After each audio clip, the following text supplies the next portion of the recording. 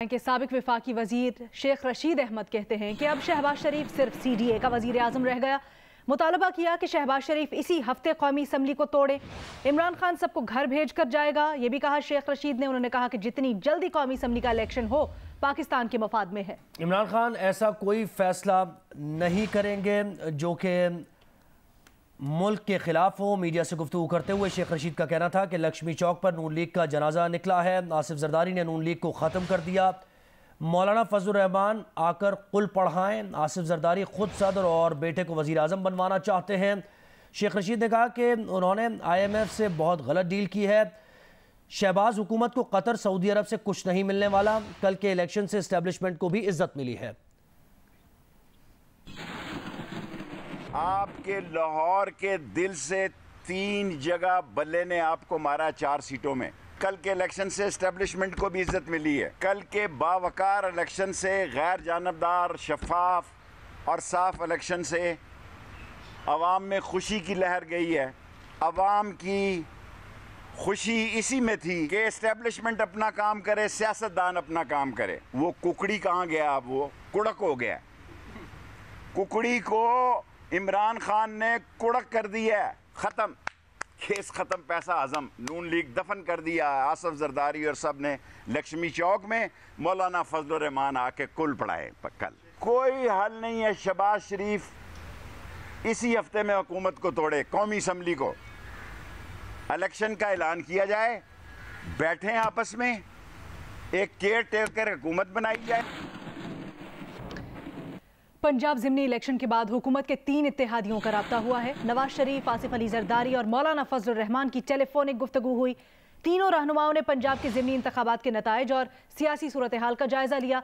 ज़राए कहते हैं कि दौरान गुफ्तगू पंजाब और मरकज में आइंदा की हिकमत अमली पर तबादला ख्याल हुआ। तीनों रहनुमाओं ने इत्तफाक किया कि इत्तेहादियों की मुशावरत से तफसीली लाहे अमल इख्तियार किया जाएगा।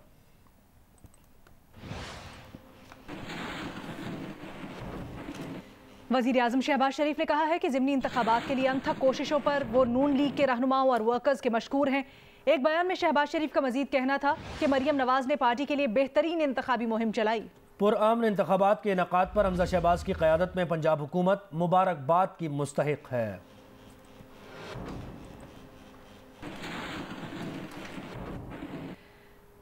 पीपल्स पार्टी के सेनेटर मुस्तफ़ा नवाज खोखर ने कहा है कि पहले ही दिन मौक़िफ़ था कि हुकूमत करने की बजाय फ़ौरन इलेक्शन करवा देने चाहिए। ज़िमनी इलेक्शन से वाज़ेह हो गया कि इत्तेहादी हुकूमत अवाम की ताईद खो चुकी है।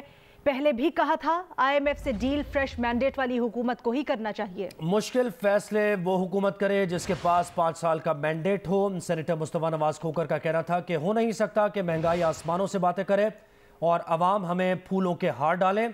कल के नताइज के बाद सियासी इस्तेहकाम मजीद कम होगा। हुकूमत करना मुश्किल होता जाएगा। मुल्क और मईशत को इस्तेहकाम की ज़रूरत है जो सिर्फ जनरल इलेक्शंस ही मुमकिन कर सकते हैं।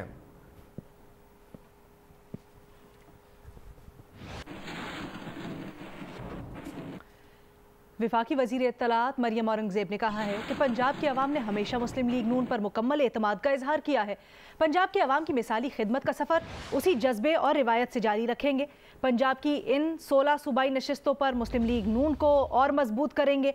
मरियम औरंगज़ेब ने कहा कि तारीख में पहले इंतखाबात हैं जिनकी शफाफियत पर सियासी मुखालिफ भी उंगली नहीं उठा सकते। उम्मीद है इमरान खान इलेक्शन कमीशन के खिलाफ तज़हीक आमेज़ रवैये पर मौज़रत करेंगे। मरियम औरंगज़ेब का कहना था कि इमरान साहब के पास वफाक और पंजाब की हुकूमत थी तो धांधली के रिकॉर्ड बनाए। नून लीग ने वफाक और पंजाब में इक़्तिदार का इस्तेमाल नहीं किया।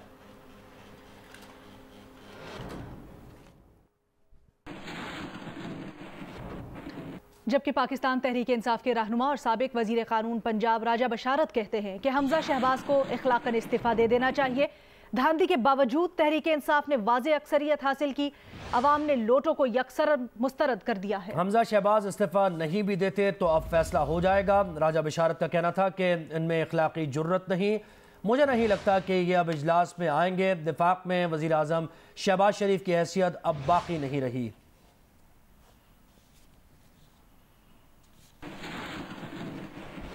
और ज़िमनी इंतखाबात के बाद पंजाब में पार्टी पोजीशन और नंबर्स पर भी ज़रा नज़र डाल लेते हैं तो पोजीशन कुछ यूं है कि अपोजिशन का पलड़ा भारी है पंजाब में। ज़िमनी इलेक्शन में 15 नशिस्तों पर कामयाबी के बाद पाकिस्तान तहरीक इंसाफ के अरकान पंजाब असम्बली की तादाद 178 हो गई है। मुस्लिम लीग काफ के 10 अरकान के साथ अपोजिशन के अरकान असम्बली की तादाद 188 हो गई। ज़िमनी इलेक्शन में 4 नशिस्तों पर कामयाबी के बाद मुस्लिम लीग नून के पंजाब में 168 अरकान हो गए। नून लीग 168, पीपल्स पार्टी 7, आज़ाद 3, राह हक पार्टी का 1 वोट। इससे इत्तेहादी हुकूमत जो है उसके अरकान 179 हो गए हैं।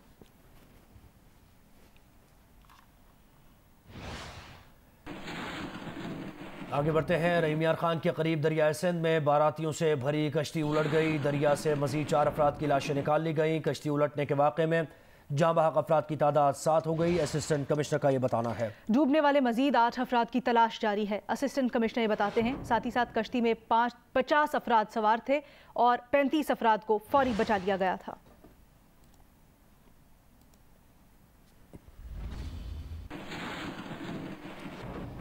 कराची के इलाके शादमान टाउन में गुज़श्ता रोज़ होने वाले अफसोसनाक वाक़े में जाँ बहक खातून की नमाज जनाजा अदा कर दी गई। शादमान टाउन नाले में डूबने वाले मोटरसाइकिल पर सवार 4 अफराद में से जाँ बहक होने वाली खातून के शौहर और एक बच्ची को बचा लिया गया था। 2 माह के बेटे अजलान की तलाश ताहाल जारी है।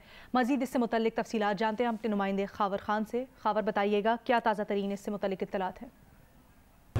जी, इस वक्त मैं आपको रंगी टाउन 10 नंबर से उस घर के बाहर से अपडेट कर रहा हूँ जहाँ गुज़िश्ता रोज़ जो है दानिश, उनकी अहलिया और उनके जो बच्चे हैं वो यहाँ से सुरजानी टाउन जा रहे थे, लेकिन कलंदरिया के मकाम पर उनको हादसा पेश आया जिसके नतीजे में उनकी अहलिया सुमन वो जाँ बहक हो गई। एक बच्चा जिसकी उम्र तकरीबन 2.5 से 3 माह के करीब बताई जा रही है वो ताहाल लापता है, उसकी तलाश का सिलसिला जारी है। इस वक्त हम उनके भाई के साथ मौजूद उनसे बात करते हैं। दानिश और ये जब गिरे हैं ना तो जो बड़ी बेटी है उसको उसके वालिद साहब ने ऊपर धक्का दे दिया उसको, तो बाइक समेत सुमन नीचे गिर गई थी।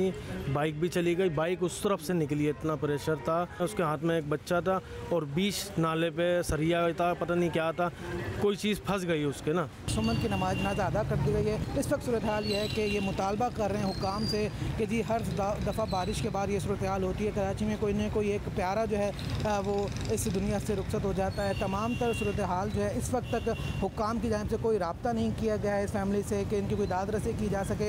इस वक्त सूरत हाल ये है कि बच्चे की जो तलाश का सिलसिला है बकौल अहल खाना के वो इस वक्त भी जारी है। जी, कराची के इलाके मूसा कॉलोनी में 6 मंजिला इमारत गिर गई। असिस्टेंट कमिश्नर का कहना है कि गैर कानूनी इमारतों को मिसमार किया जाए और बिल्डर्स के खिलाफ कार्रवाई की जाए। तफसीलात बता रहे हैं हमारे नुमाइंदे जीशान शाह।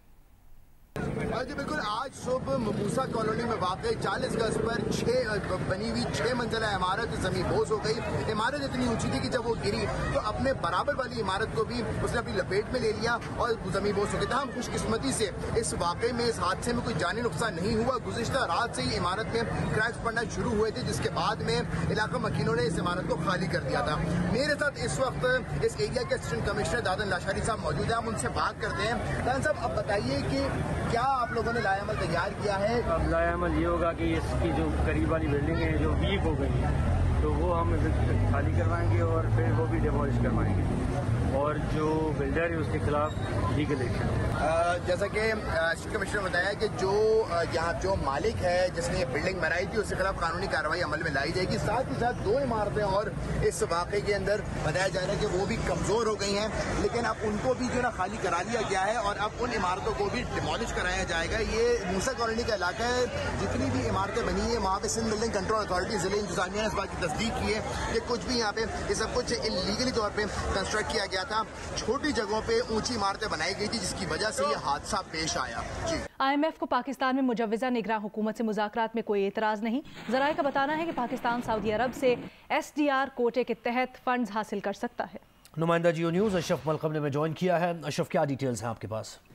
जी, जैसा कि आपने कहा, वजारत खजाना ज़राए का कहना है कि अगर पाकिस्तान में किसी भी वजह से इंटरिम गवर्नमेंट आती है, IMF के साथ मुज़ाकरात में इस पर कोई असर नहीं पड़ता। IMF जो है हमेशा हुकूमत के साथ मुज़ाकरात करते हैं, उनको कोई गर्ज नहीं होता कि वो केयर टेकर गवर्नमेंट है या कि मुंतखब गवर्नमेंट है, कोई भी हुकूमत है। माजी में ऐसा होता है, स्पेशली मोइन कुरैशी के दौर में हवाला दिए कि उस दौर में पाकिस्तान ने IMF के साथ पूरा प्रोग्राम केयर टेकर गवर्नमेंट ने तय कर लिया था।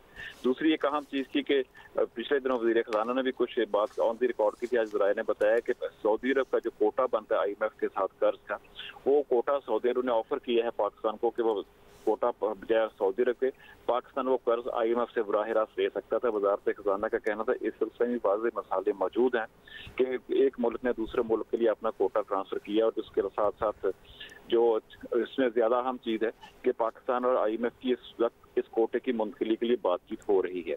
और दूसरी जो पाकिस्तान के शायद परेशानी की बात हो सकती है वो जो IMF और पाकिस्तान के साथ मुआहदा हुआ अभी जिसमें वो पेशगी अमल दरामद करने के लिए नुकात हैं। IMF और पाकिस्तानी हुकाम इस बात पर बातचीत कर रहे हैं कि जब तक उन पर अमल दरामद नहीं होता उस वक्त तक शायद एग्जीक्यूटिव बोर्ड पाकिस्तान के इस स्टाफ लेवल मुआहदे की मंजूरी ना दे।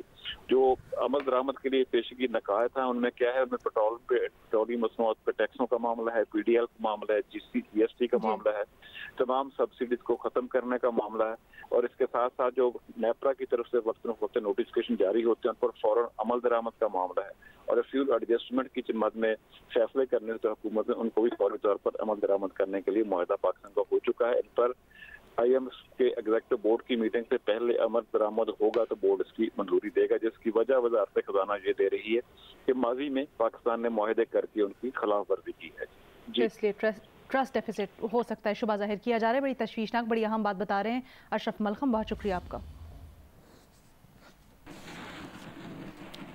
इंटरबैंक में डॉलर की कदर में 4 रुपये 30 पैसे का इजाफा हुआ है जिसके बाद इंटरबैंक में डॉलर 215 रुपये 25 पैसे का हो गया है। ओपन मार्केट में डॉलर 4 रुपये महंगा होकर 215 रुपये का हो गया। पाकिस्तान तहरीक इंसाफ के रहनुमा और साबिक वजीर खजाना असद उमर कहते हैं कि मौजूदा हुकूमत की नाअहली से रुपया बतदरीज अपनी कदर खो रहा है। नाअहल हुक्मरान पाकिस्तानी मईशत को खाई में धकेल रहे हैं। रुपया मुसलसल गिरावट का शिकार है।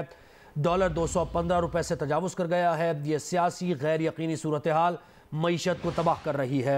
असद उमर का कहना है कि अवाम इस सूरत हाल से शदीद तकलीफ में मुब्तला हैं। अब इस गलत तजर्बे को मुकम्मल तौर पर रोकने का वक्त है। नाकिस फैसलों पर पाकिस्तान को अब मजीद नुकसान नहीं पहुँचाया जा सकता।